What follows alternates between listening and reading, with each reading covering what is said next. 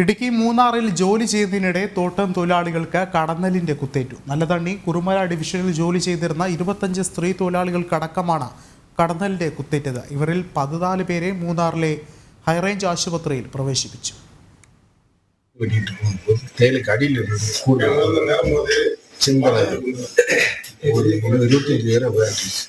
கீழே வரைக்கும் ஒரு 1.5 கிலோமீட்டர் வரைக்கும் விரட்டி கொண்டு எல்லாரும் கொட்டிச்சு.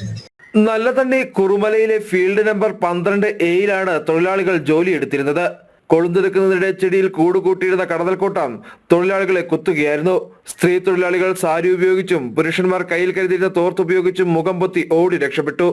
25 പേർക്കാണ് കടന്നൽ കുത്തേറ്റത്. ശാരീരിക അസ്വസ്ഥതകൾ അനുഭവപ്പെട്ട 14 പേരെ മൂന്നാർ ഹൈറേഞ്ച് ആശുപത്രിയിൽ പ്രവേശിപ്പിച്ചു. ജനം, ഇടുക്കി.